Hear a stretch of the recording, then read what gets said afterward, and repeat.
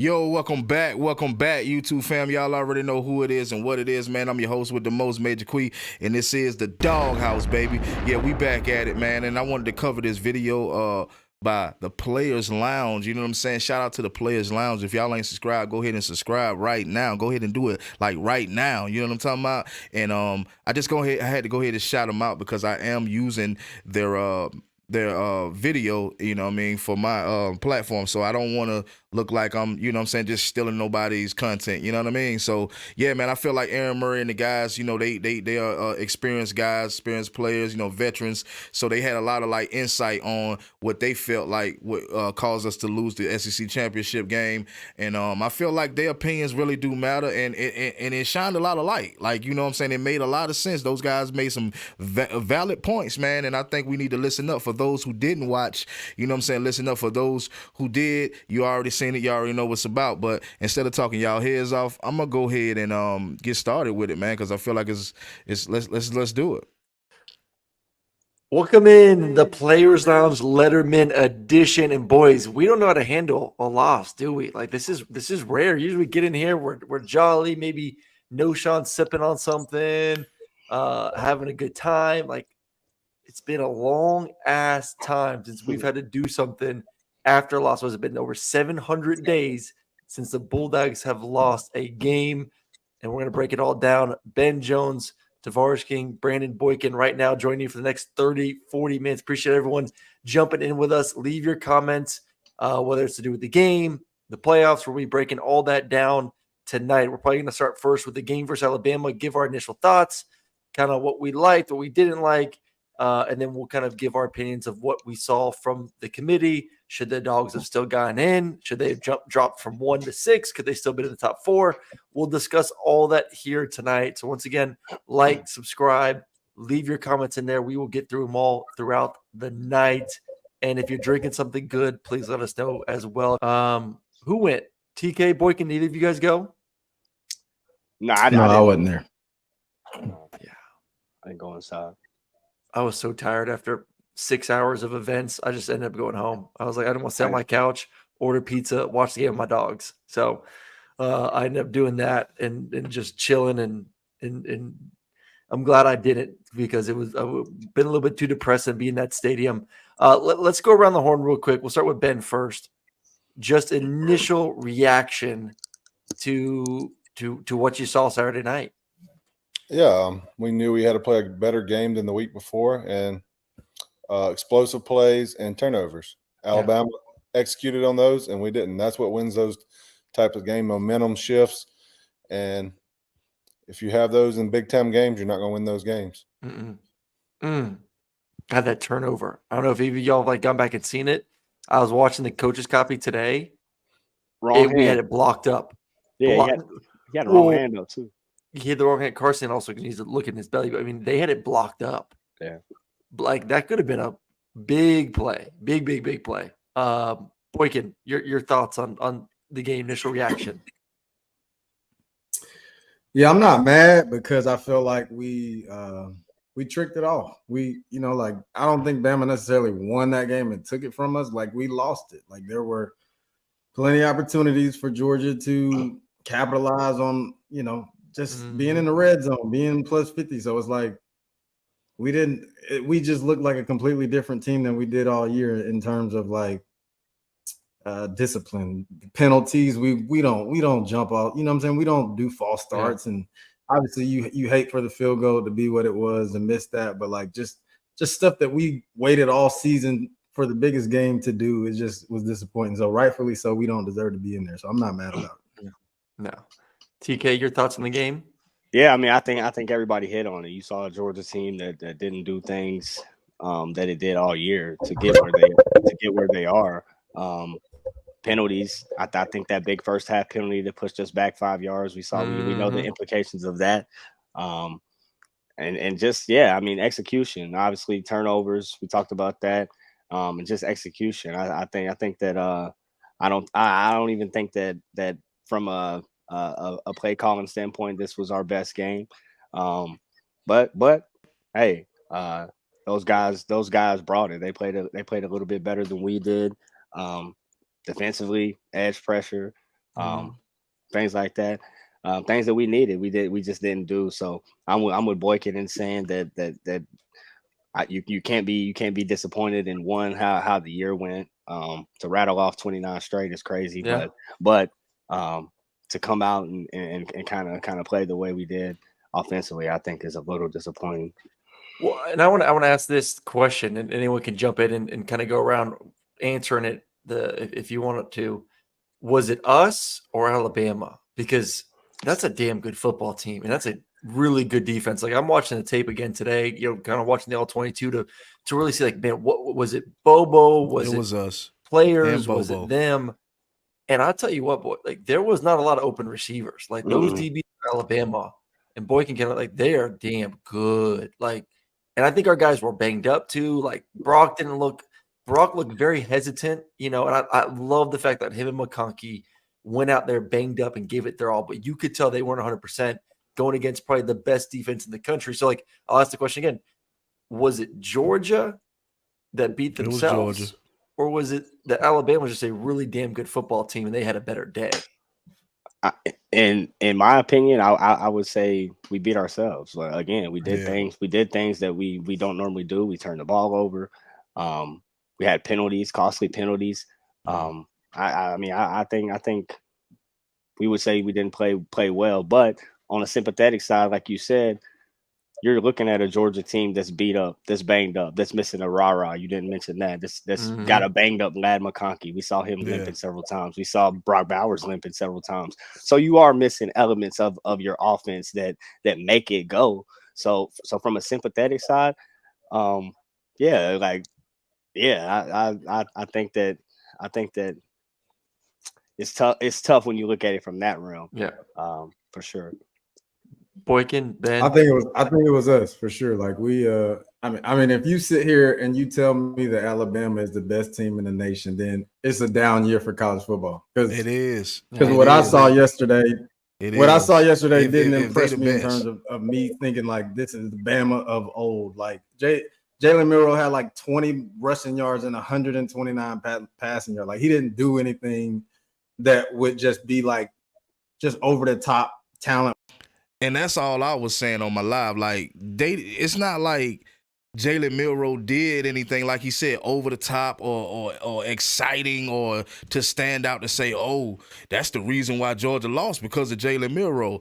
The comments that Kirby was making when he made the statement about him being like Lamar Jackson, and they're gonna talk about it in his live feed, like it don't make, like, bro, he is not a Lamar Jackson. He is not a Michael Vick, not at all. Those guys was accurate passers and runners. You know what I'm saying? Jalen Milroe, all he's good. To me, he's better as a running back. I'm going to just be honest with y'all. Jalen Milroe is not a quarterback. Now, Nick Saban is making it work because he do have a running quarterback. So it's easy to, you know what I'm saying, when you can throw a defense off, it's very easy to be able to make plays, just like how he dunked the ball off after getting ready to run, and he knew that the last 10 games, he stepped over the line of scrimmage before he passed the ball. So he didn't make that mistake in this game. I'll give it to him. So that's why he dunked the ball off to Bono or whoever the guy was, whoever the receiver was. But no, he hadn't done anything to really say, oh, that's the reason why Georgia couldn't handle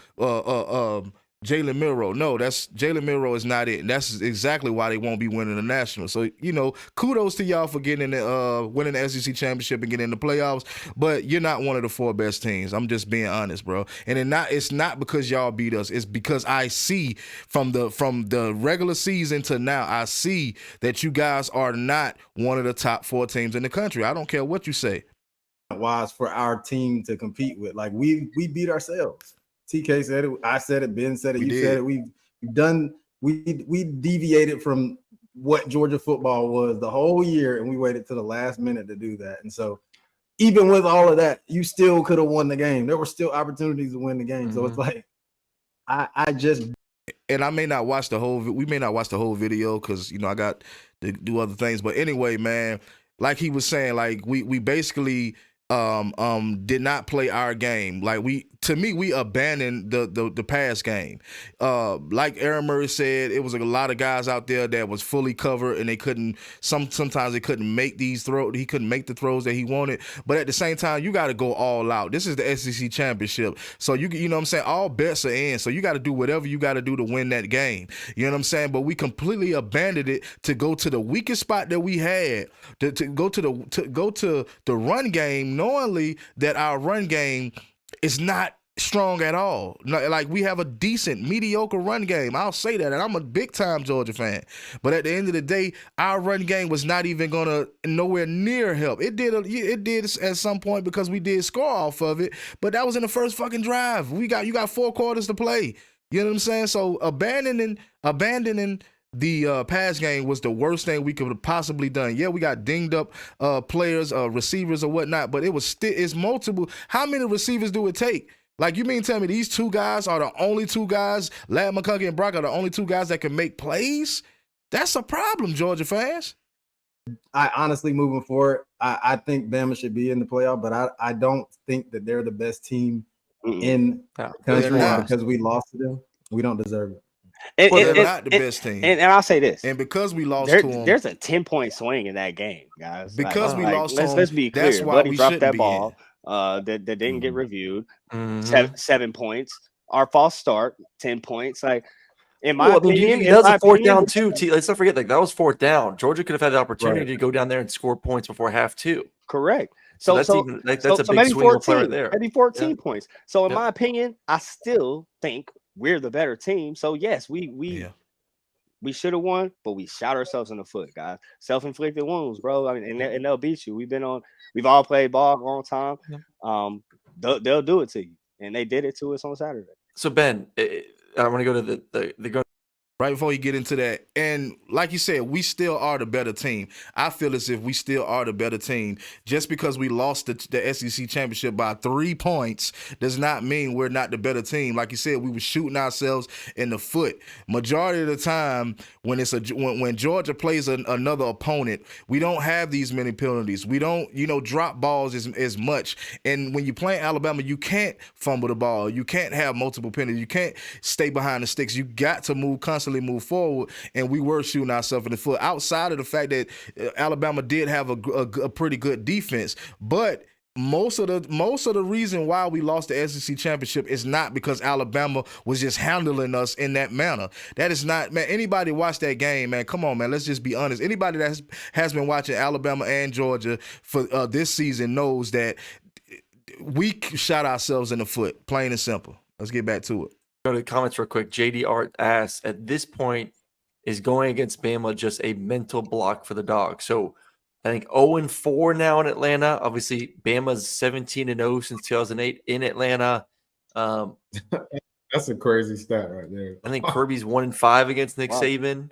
Like, is it a Nick Saban thing? Is it an Alabama thing? Like is that the roadblock? I think it comes down to in big.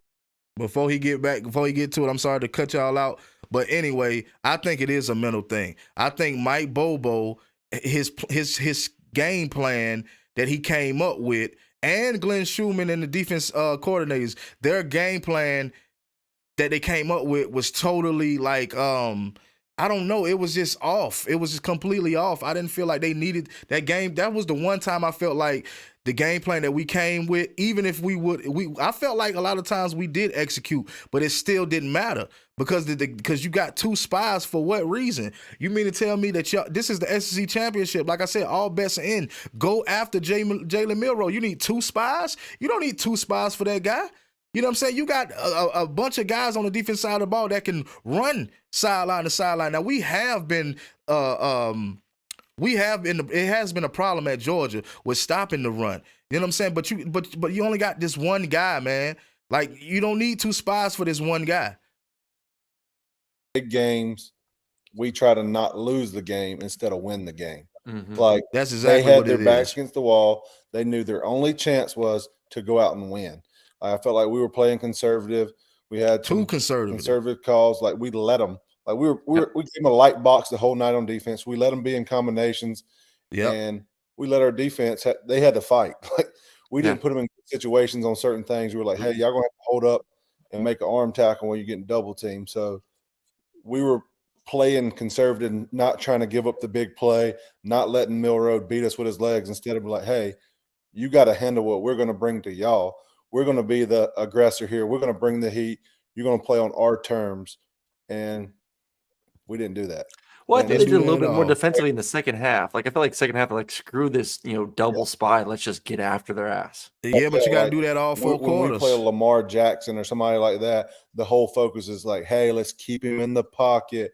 He sits back there and holds the ball forever and finds completion. Hey, they are they can play quarterback. Right. Yeah. Just you Well, playing Boyd with let's Boyd can talk about that because I mean there was multiple times where guys are wide open, but you look at your damn watch, it's been 5 seconds in the pocket. It's hard So to cover. It's hard to how cover. tough is that when you're preaching all week to a defense saying, "Hey, we can't let this guy run. We can't let this guy run. This is going to be the game plan, so we keep him in the pocket."